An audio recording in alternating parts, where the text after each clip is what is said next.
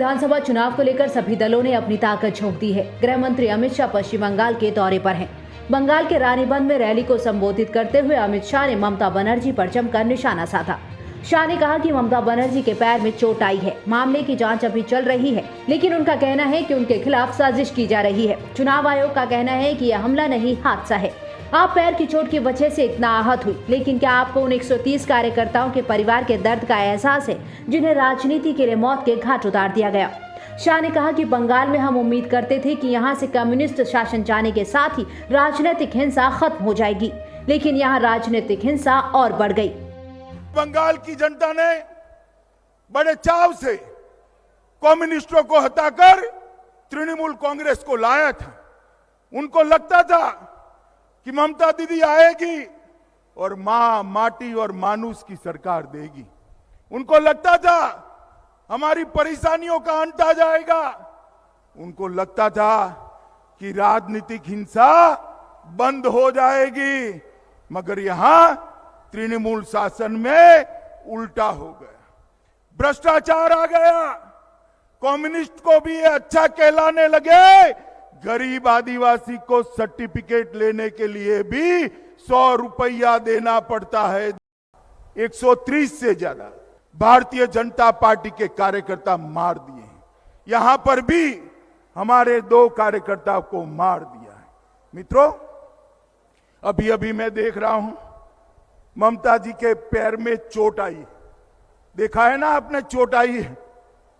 अब ये तय नहीं हो रहा कि चोट कैसे आई। जांच चल रही है। तृणमूल और कांग्रेस वाले कहते हैं कि बड़ा षड्यंत्र हो गया और चोट करा दी। चुनाव आयोग कहता है हमला नहीं हुआ है, हादसा हुआ है। भगवान जाने सच कौन है।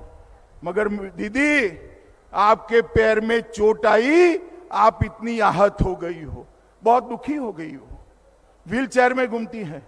मगर मैं उनको पूछना चाहता हूं, मेरे 130 कार्यकर्ता जिनकी जान आपकी राजनीतिक हिंसा ने ली है, उनकी माताओं का दर्द आप जानती है?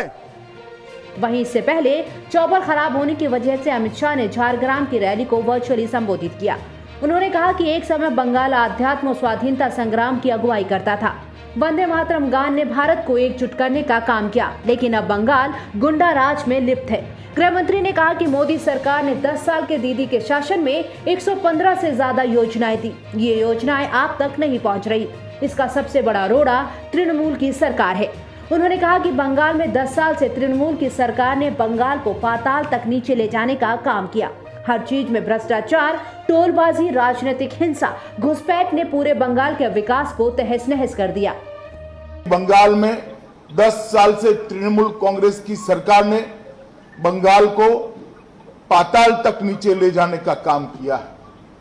हर चीज में भ्रष्टाचार, हर चीज में टोलबाजी, राजनीतिक हिंसा, घुसपैठ, तुष्टीकरण, हिंदुओं के और आदिवासियों के त्योहार मनाने के लिए हमें कोर्ट में जाना पड़े, इस प्रकार की स्थिति और मारपीट और गुंडागर्दी ने पूरे बंगाल के विकास को तहस नहस कर रख दिया है।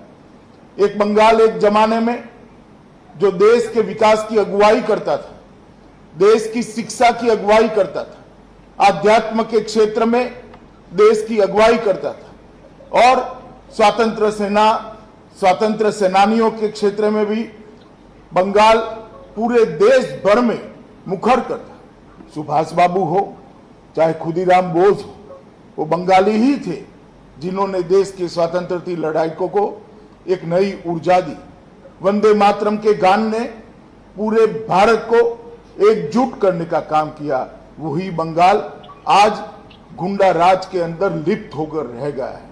10 साल के दीदी के शासन में मोदी जी ने जो योजनाएं पहुंचाई, 115 से ज्यादा योजनाएं गरीबों के लिए, आदिवासियों के लिए, दलितों के लिए मोदी सरकार ने पहुंचाई है। वो योजनाएं आप तक नहीं पहुंच रही और इसका सबसे बड़ा हर्डल है, इसका सबसे बड़ा कोई रोड़ा है तो ये तृणमूल की सरकार है।